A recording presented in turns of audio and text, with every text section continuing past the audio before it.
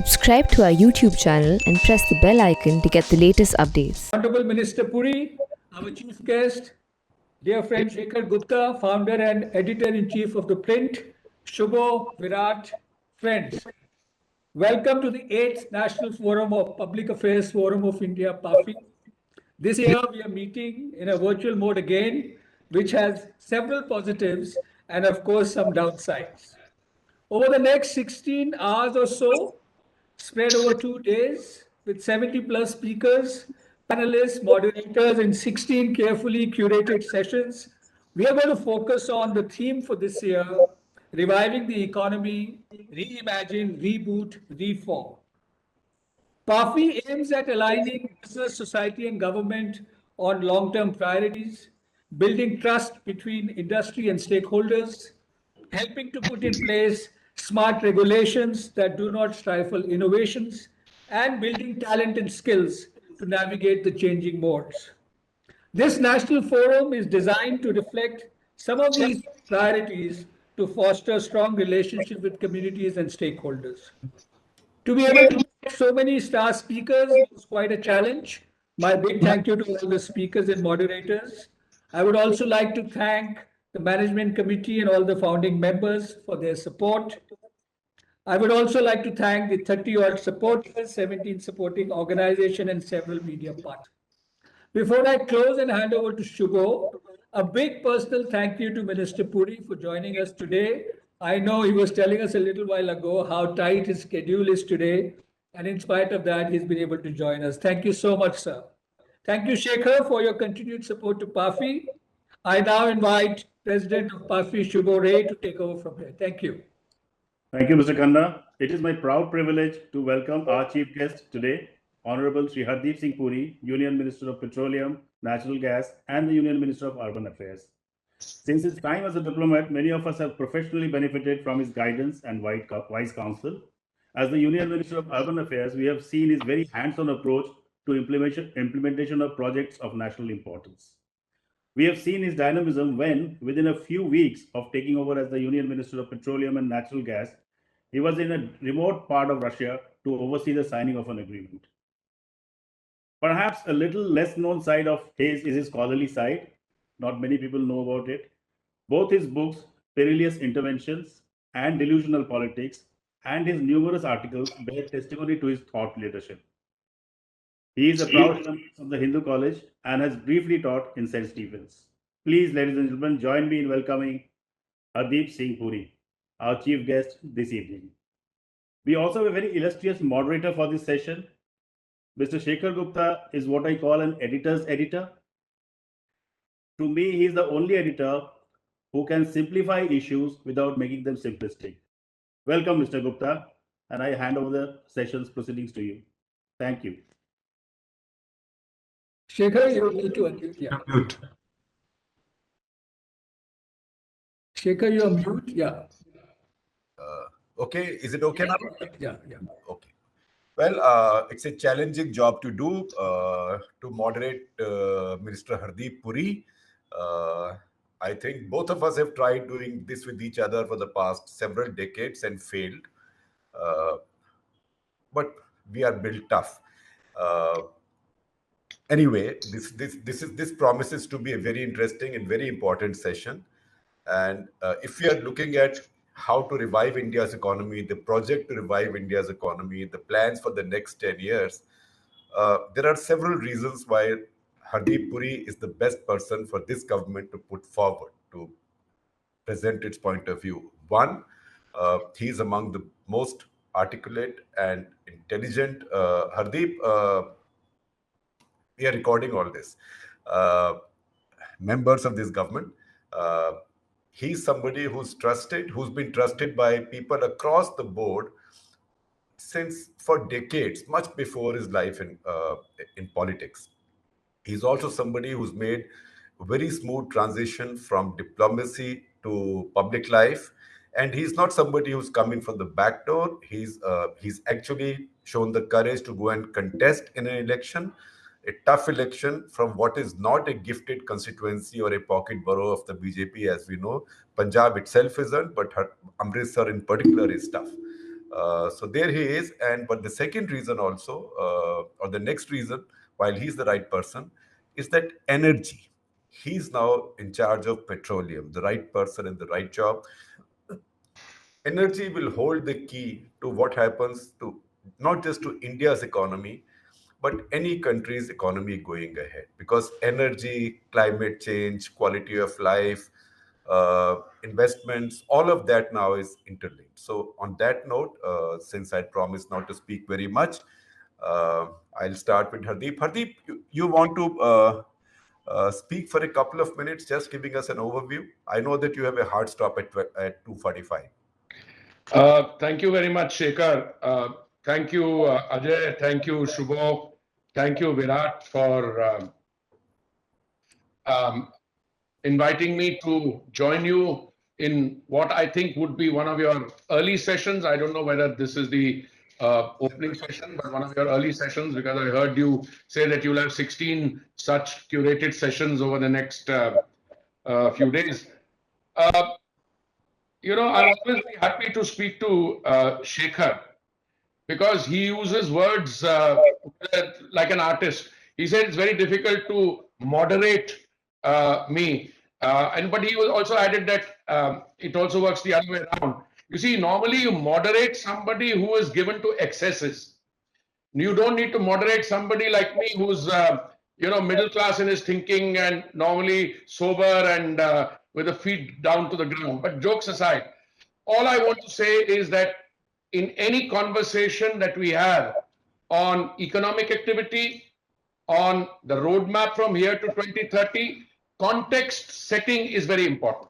Today, we are meeting at a time when hopefully the doom and gloom scenario that many of us were subjected to, coming from very eminent members, distinguished members of the Fourth Estate, from others, hopefully is a thing of the past. Today, we are celebrating 1 billion doses of vaccine having been distributed. We are today in that energy meeting that I'm hosting.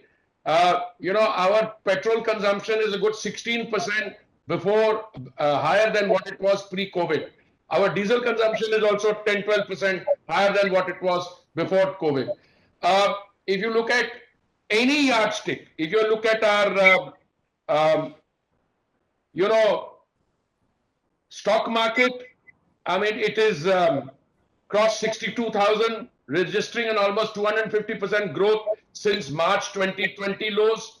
But see, 62,000 is a achievement in and of itself. Forget about where it has come from.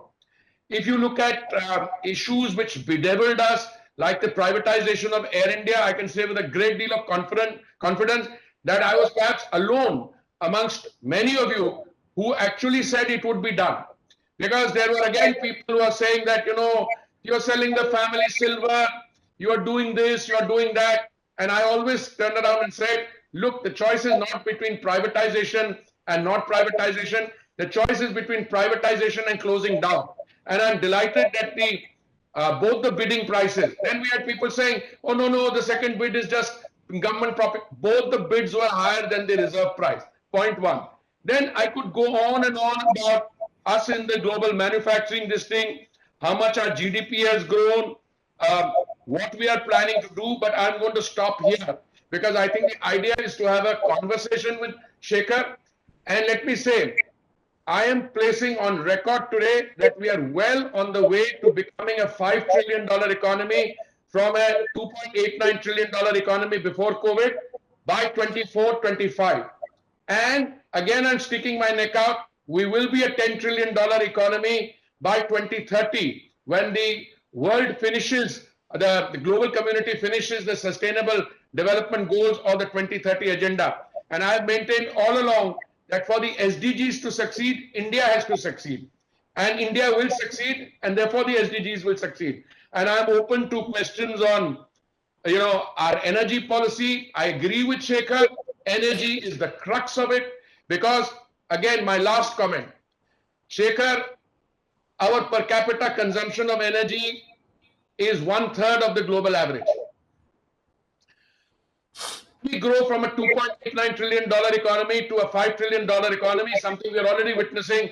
Our petrol and diesel consumption are going up. But we have another factor which we must never lose sight of. Shekhar, 85% of our liquid hydrocarbon imports requirements are dependent on imports, and 55% of our gas requirements come from imports. We are vigorously ramping up our E&P, which is our exploration and production in the Northeast. 2 weeks ago, we announced increase from 30,000 square kilometers to 60,000 square kilometers.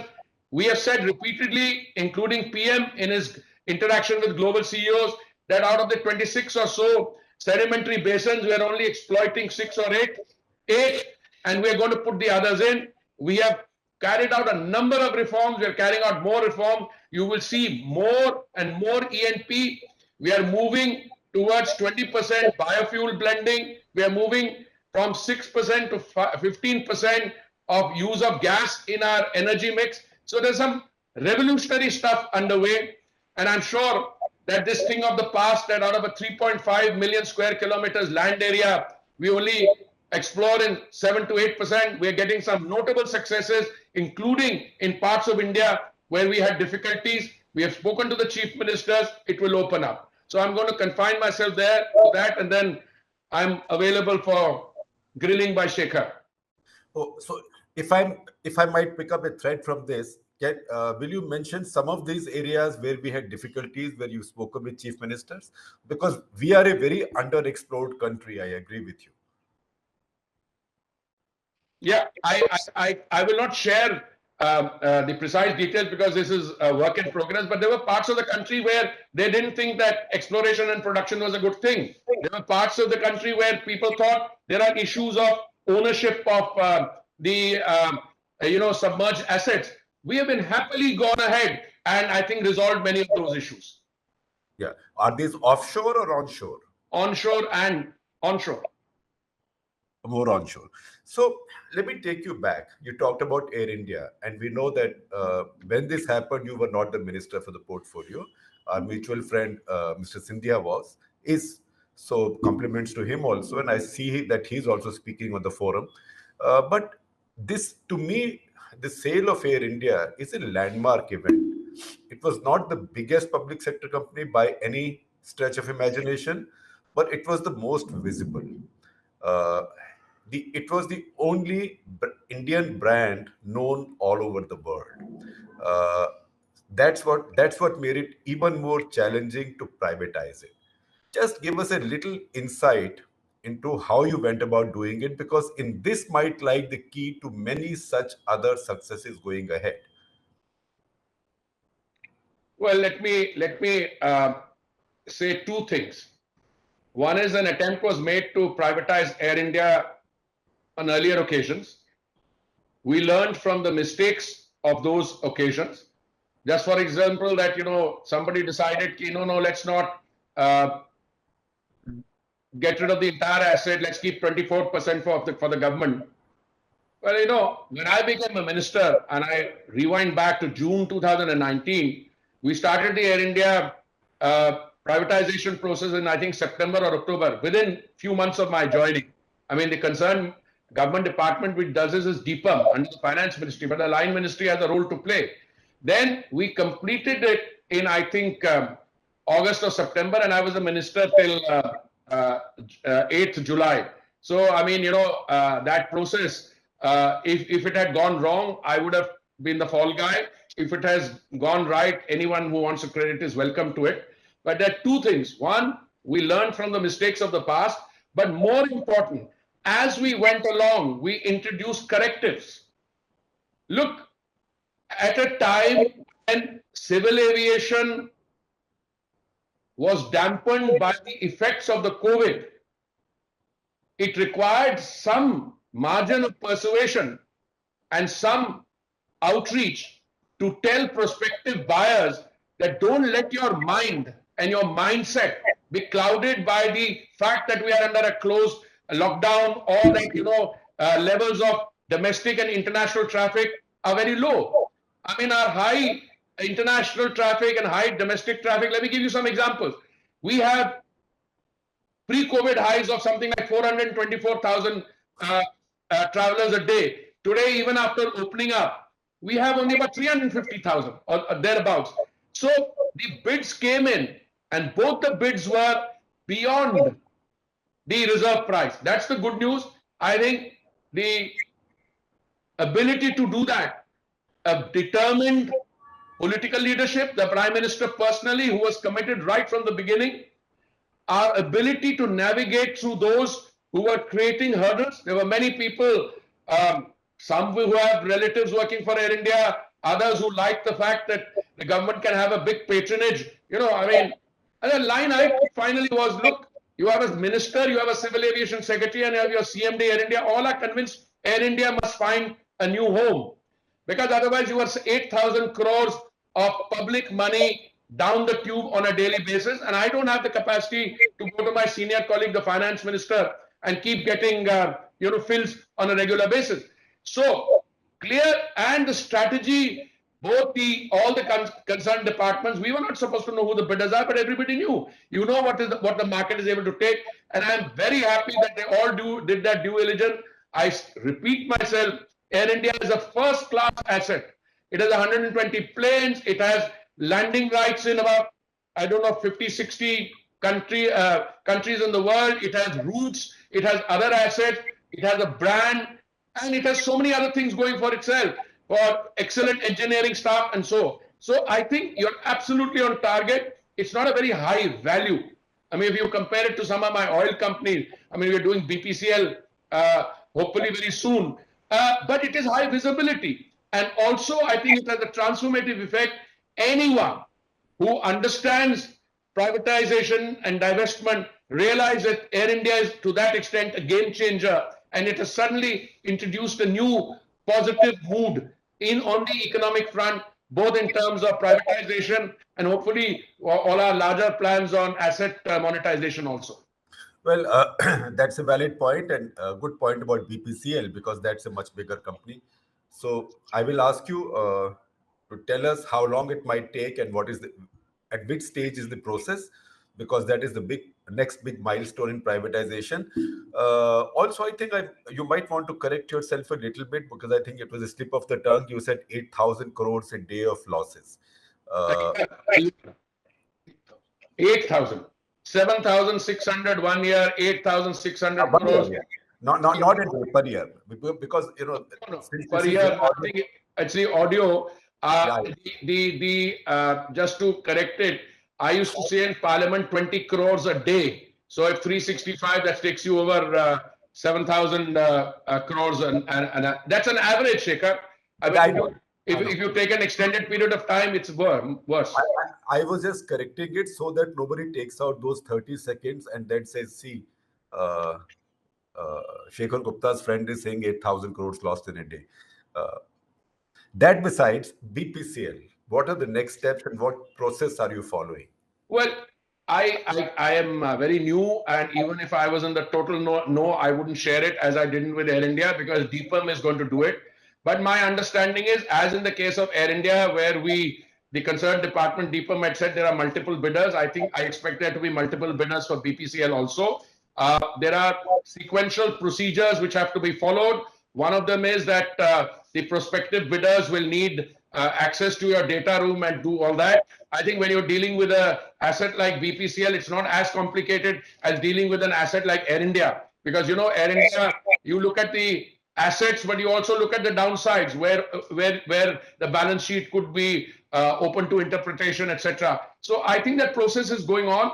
I never put a timeline on this. All I can tell you is all the feedback I have, it is proceeding well, and it is something that is being looked at in the very near foreseeable future.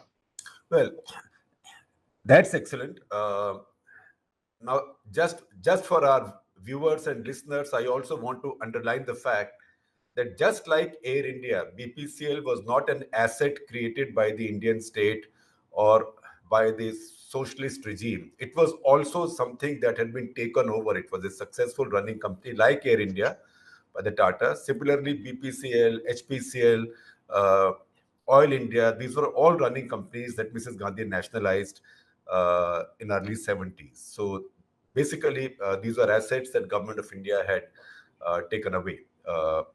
That said, Hardeep, you said India will go to, you're sticking your neck out, go to $5 trillion by 2024-25. That's not that far away. That's 3 years.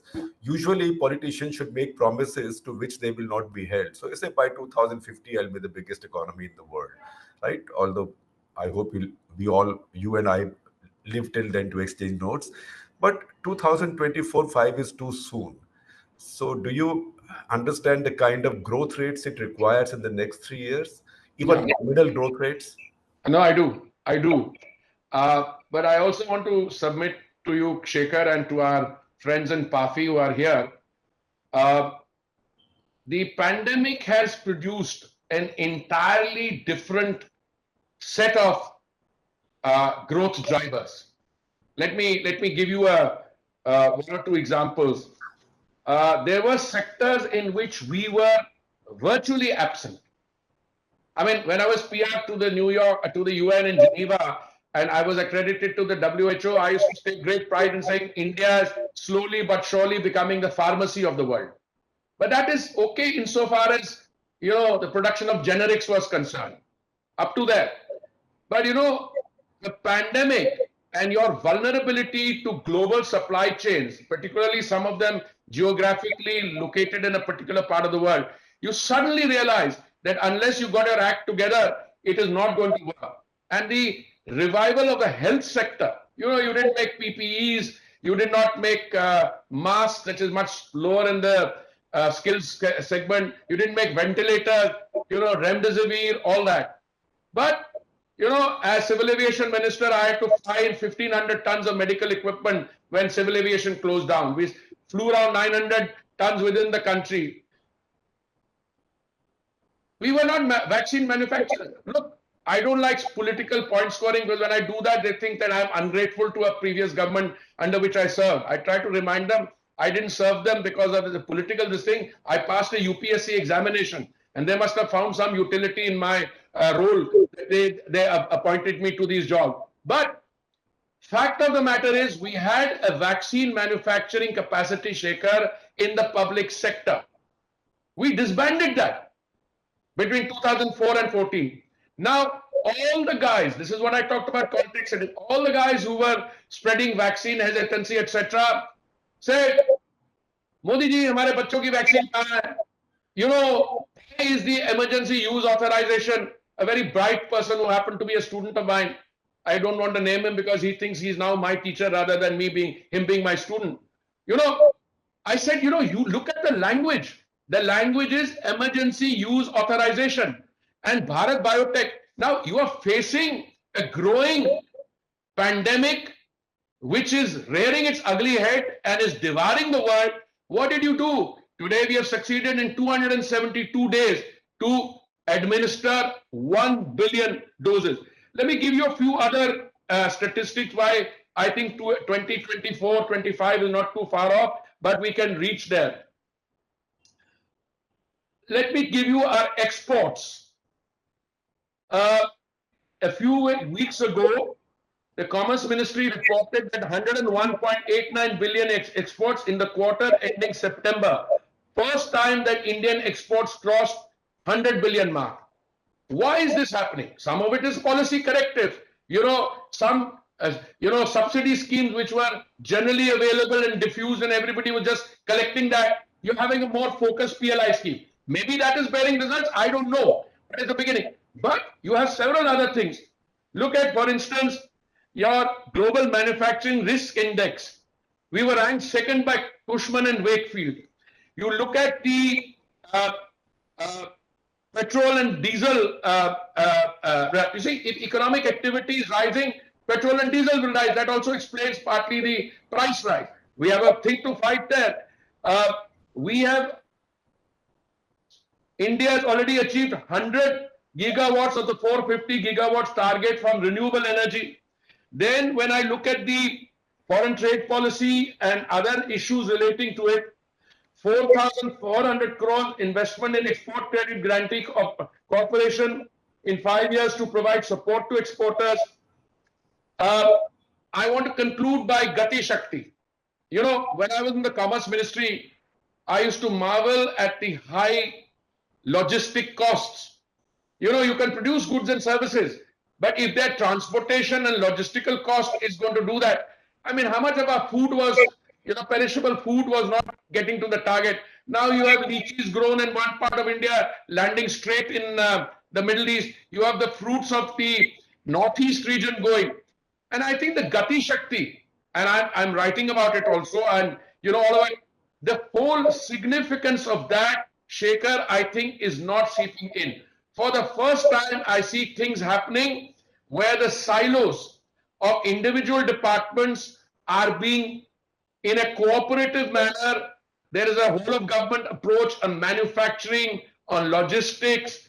I mean, look at air connectivity. I mean, I am, you know, if you look at the number of airports in UP alone, and I don't mean just Kushinagar and, you know, Jaipur coming up. Look at the areas where connectivity has come in through the Udan scheme. You know, if you have people moving around, you have business, you have economic growth, and frankly, normally they say a good economy working on the normal pace should double every 5 years. Since we were already 2.89 or $3 trillion in 2020, I mean, it should be in the normal course also. 2025, it should be $5 or $6 trillion. But I think the corrective steps which have been taken by the government and the overall mood. I mean, I was talking to the global energy CEOs. I talked to other people who are dealing in the housing and urban affairs sector. Look, today, India, with its population, rise in economic activity, offers a win-win to a lot of people. That is for the first time after a long time expressing itself in our external sector, in our exports of goods and services. If you look at the foreign exchange reserve, that's a very impressive figure. You look at the number of highways that are being built. There's an increase in 300% from 12 kilometers a day in 2014 to 33.7 kilometers a day in 2021. So all I'm saying is we are poised for growth, and I don't think you need to be too risk averse to say it will be. Look, Shekhar, I don't know about 2030 because you're probably younger than me, but 2025 we'll have a good spiritual discussion. I'm sure we'll be easily at $5 trillion. Well, I think the whole country will celebrate. I'll celebrate, but I also know that in these 3 months, it would require like a nominal growth rate of 20%. If India can do it, it will be like those hyper growth states of East Asia many decades ago. Nevertheless, we should only hope for the best and be optimistic. But Hardeep, your own sector, energy, oil prices, and I know that most members of PAFI and most people here don't even know the price of petrol and diesel. I don't know how many of them look at the prices. But how do you explain this paradox? First of all, how long will fuel prices keep rising in India, retail fuel prices? And second, how come there is no elasticity in fuel prices? Fuel prices are rising, consumption is rising. Well, it's very simple. First of all, I think you're being very unfair to Ajay and Shubho and our other colleagues here when they say they don't know the price of oil, because what you're implying is that they are so well-to-do that 2, 3, 4 rupees a liter of petrol price hike or diesel price hike doesn't interesting. They're all consuming more and more. No. I think they are also very sensitive people, and a public affairs forum has to factor that sensitivity in. I might try to argue that you also don't know that it doesn't pinch you personally, because anybody who drives a big car, probably it doesn't matter so much. I have a hybrid. Well, all right. That's not an inexpensive car. But Shekhar, jokes aside, you see, when economic growth is accelerating, in that kind of a scenario here, whether the price is 98 rupees or 105 or 110 rupees, is not likely to result. High prices will not, you talk about elasticity in dropping of demand. If you consciously decide, for whatever reason, that you want to reduce your consumption by 5%, well, price will drop because, frankly, India is a sui generis case. I can't think of any other country in the world today which suffers partly and which can also exercise its leverage. Because I think China is stable, saturated. How much more can they? The coal crisis, gas prices, severe winter is a separate issue, affecting gas prices, etc. But why is this happening? Very simply, I have to use my words very carefully. I've spoken in the other forum also, Seravi. The supply curve has been kept below the demand curve. And that is designed as a recipe for high prices. I'm told next year it will change. But in the short run, I think the message that needs to be delivered home by us, by you and everyone, is that high prices of energy can and will certainly undermine global economic recovery, not only in developing countries like India, but also in the industrialized West. And that would go against the interest of the producing country. So that message must go home. Meanwhile, we are taking a large number of action. I'm reaching out to my counterparts in Saudi Arabia, UAE, Russia, United States. There are other countries in the world, US, Japan, which are worried about high energy costs because it will undermine the recovery. But that's somewhere where we have to use our margin of persuasion. In India, we have a large percentage of population which has developmental issue. So obviously you want to ensure that the price of energy at the point of the petrol bunk is under control. But there, the central government and the state governments, in a spirit of cooperative federalism, have to pool their resources in order to make sure that the price is under control. But as I said, the conversations have just begun. I am not in a position to answer that. If they take, I've heard statements by OPEC and OPEC Plus that they will increase production. It's not a question of increasing production. Some of the high prices are due to underinvestment there. And also the cost of transition to green energy being factored in. But you also have to release your production. You can go on saying I'm increasing your production, but you have to release the increased supply into the market so the price will come down. But Shekhar, I continue to be an optimist, even against what I call unprecedented challenges. And I'm sure we will navigate our way through, as we did through COVID also. Well, that's a very good note to conclude this on. I know that I don't want your minders to develop an adverse opinion of me, because I don't want them to cut me out, because as somebody who holds you onto you for too long. So we'll let you go. Thank you very much. And maybe we'll resume this conversation in a more spiritual environment in the course of it. Shekhar, my minders are in awe of you. That's why when he told me, Shekhar Gupta sahab ke saath aapki baat hogi, to wo to will be such an interesting. So they're paying you a compliment also, but they're in awe of you. So they will never be adversarial. But thank you very much. I literally have to run to make another presentation somewhere. But thank you, Ajay. Sir, just 1 minute, Virat, very quickly. Thank you, Honorable. Thank you, Honorable Minister. Thank you for the time. Thank you for going into the details like you always do. The forensics of Air India were particularly interesting. Your passion of the margin of persuasion to get this thing across the line is very inspiring. Thank you for re-emphasizing on the 5 trillion and being cogent in the reasons that you provided, which gives us a lot of confidence. We realize it's a big challenge, and the importance of Gati Shakti. We promise that we will bring together an event around Gati Shakti at PAFI and make sure that more and more people know about the importance of that. So thank you. And thank you, Shekhar, for being brilliant, as always, asking all the right questions, including 20 crores a day and not 8,000 a day. I was sort of taken a little bit of that. So thank you for this fantastic session. Please stay over as we move to our next session, which is going to be with some CEOs.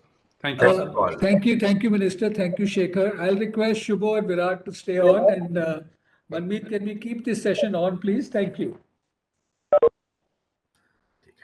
So, Shekhar, thanks so much. Really appreciate. Thank you, Ajay. I have to economize on how much I can speak, because I've got a congestion. This is pre-Diwali congestion. So Thank you so much. Appreciate it. Thank you.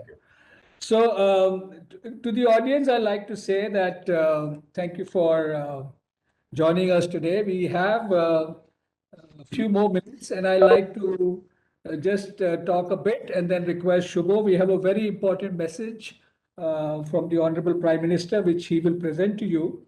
But before I do that, lots of people have asked me in the past that what does PAFI stand for? And I'd like to articulate that before I invite Shubho.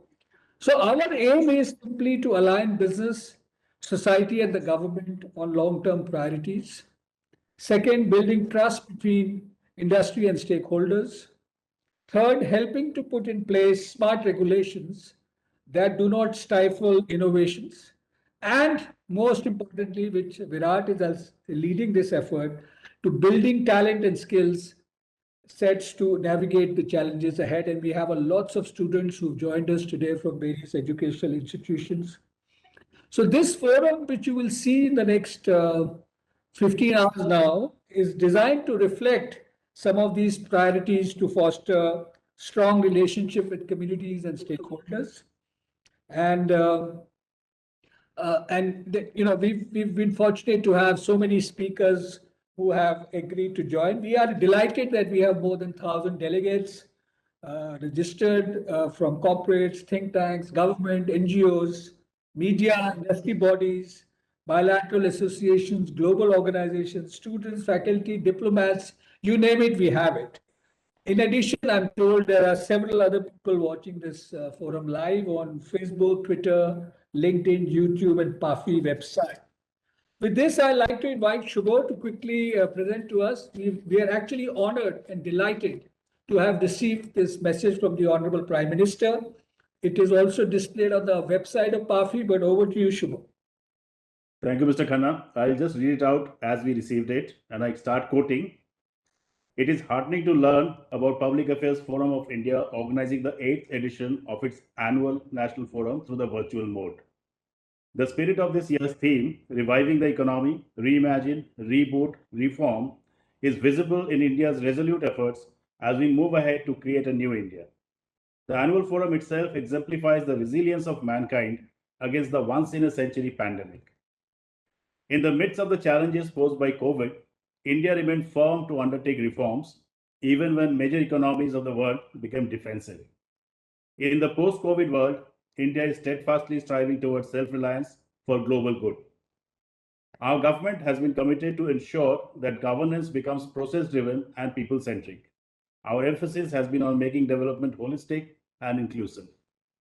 Through reforms aimed at transforming every sector, be it agriculture, manufacturing, industry, or infrastructure, India is marching ahead at a rapid pace. Technology and innovation have played the role of enabler and force multiplier towards ensuring the last mile reach of our delivery systems. As the nation celebrates Amrit Mahotsav of its independence, our vision to build a glorious India is driven by the collective resolve of 130 crore citizens. The role of valued stakeholders such as PAFI assumes even greater importance in such a scenario to capitalize on the opportunities in the resurgent New India. I'm sure that the deliberations at this edition of National Forum will provide vital inputs for policymakers, businesses, civil society to chart out a futuristic roadmap and be a part of our growth story with the mantra of Sabka Saath, Sabka Vikas, Sabka Vishwas, Sabka Prayas. Best wishes for highly successful deliberations at the 8th edition of PAFI's National Forum, unquote. So that was the very, very inspiring message from our Honorable Prime Minister. I now hand over to Virat Bhatia, Vice President of PAFI, to close the session formally. Over to you, Virat. Ladies and gentlemen, thank you for being here. I want to particularly recognize the young students who've joined us, delegates who've joined us, my colleagues. Thank you for being at this session. We will shortly go across to a session that is going to be moderated by Mr. Rohit Saran. It's with the CEOs. Excuse me. Mr. Suresh Narayan, CMD of Nestle India, will join us. Mr. Rajan Anandan, Managing Director, Surge and Sequoia Capital. Daisy Chittapari, Presidents Cisco India and SARC, and Mr. Amrish Puri, CEO Pine Labs. And we have 5 very exciting sessions following that session. Please stay on. we will shortly transition across to the next session, which promises to be a real treat with the CEOs. Thank you, Shubho. Thank you, Virat. Thank you, participants and delegates. We have a couple of more minutes to go. We will go into silent mode for a few minutes before we start the next session. Thank you so much once again. Bye for now.